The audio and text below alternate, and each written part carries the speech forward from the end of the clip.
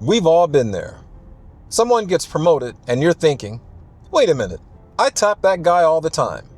Why is he getting promoted before me? And that frustration cuts really deep. But here's the thing. Your coach isn't just watching who wins. He's watching how you win. You're probably relying too much on physical attributes. Or you've become a one-trick pony, leaning on the same technique that you learned over a year ago. Instead of evolving, you're just recycling. Your teammates, on the other hand, are adding layers to their game. You're walking around with the scoreboard in your head. And that's what we're talking about today. Why, despite all of your mat victories in the gym, your coach still has not promoted you. And what you can start doing today to level up your game and finally get that promotion that you feel you deserve. Welcome to the Alchemy of Struggle, baby.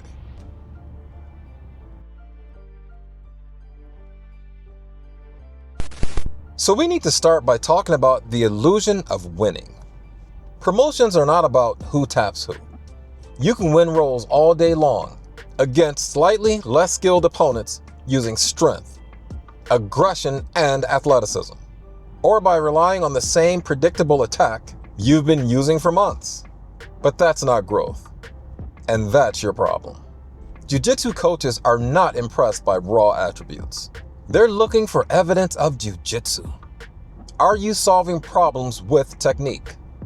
Are you adjusting when resistance shows up? Are you building layers instead of spamming the same old stuff? Because attributes work until they don't. You need to ask yourself, honestly, what happens when I face someone just as strong, just as aggressive, or just as athletic? If the result is the collapse of your entire game, that's the signal that your coach is picking up on. Chasing taps at all costs keeps your ego happy, but your game shallow. But allowing yourself to lose in practice while trying new stuff is what leads to growth. And good coaches know the difference. Good jiu-jitsu technique is what scales body types, belt levels, and decades.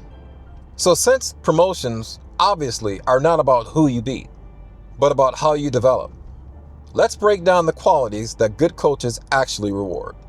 So your coach isn't grading your highlight reel. He's watching to see if your movements get sharper, cleaner, and more efficient. Are you adding combinations, counters, and transitions instead of muscling through one or two techniques? If you want a good example of this, look at the wrestler who starts jiu-jitsu. They often dominate early.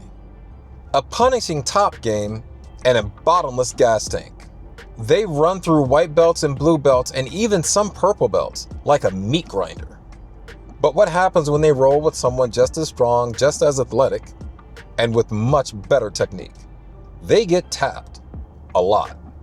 But the ones who swallow their pride, lean into a guard game, and get comfortable on their backs, then start working submissions and defense, they become absolute killers in the gym.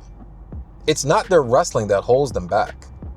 It's refusing to let jiu-jitsu expand their wrestling that's the problem. The same is true for the one-move wonders, the Kimura guy, the guillotine guy, the scissor sweep guy.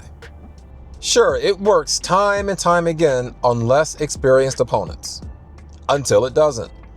Coaches don't reward repetition of one tool. They reward the development of an expanding tool set. So they're not asking who wins more rounds. They're asking who's leveling up their jiu-jitsu. That's why the guy quietly experimenting with escapes and losing in the process might suddenly leapfrog the guy who wins by muscling his way through arm bars. Coaches promote students they trust to carry the art forward. If you resist every correction and always respond with, "Yeah, but this works for me," that's where you stall yourself out. Signal growth by asking questions after rolls and actually trying the stuff that they suggest, even if it fails. That alone separates you from the ego-driven guys. Next, you need to expand beyond your attributes. Strength alone has a limited shelf life in jiu-jitsu, but strength supplemented with technique is absolutely lethal. The same is true for other attributes like speed and athleticism. Show your coach that you're building the Jiu Jitsu version of yourself, not the more athletic version of yourself. Next, you need to diversify your rounds. Always picking training partners that you know you can dominate? Again, that's scorekeeping, not growth. Roll with higher belts and others that you know you can't beat. Roll with smaller, lankier opponents, as well as the freak athletes. This forces you to solve different types of problems, which is exactly what your coach wants to see. Next, focus on process, not survival. Promotions start showing up when your game looks repeatable. If every roll is just a coin flip of a scramble or attribute wins, that's the opposite of growth. Instead, you need to show control. Chain together 2 to 3 steps. Even if you fail, the attempt itself signals development. Next, you want consistency over flash. One flashy round doesn't erase weeks of disappearing or skipping fundamentals. Coaches promote students who illustrate steady presence, steady effort, and steady improvement. You want to be that guy. So if you're frustrated from being passed over for promotion once again, you need to stop keeping score. Start showing your coach that you're building the art, coachability, adaptability, technical growth, and consistent presence. That's what gets noticed, and that's what gets rewarded. And if you haven't seen it already, check out the video on this channel on why most people suck at Jiu Jitsu and how to fix it. It'll be linked at the end of this video. And if any of this hit home, check out some of the free stuff in the description. Or if you want to go deeper, you can join the channel membership. You get priority response to comments and emails, and a monthly digest of all the key takeaways of that month's content, and a lot more. And as always, I want to thank the subscribers and the members and the commenters for helping me level up this content. But remember, there are others who need this message, and they're probably in your own gyms. So let's help them find it.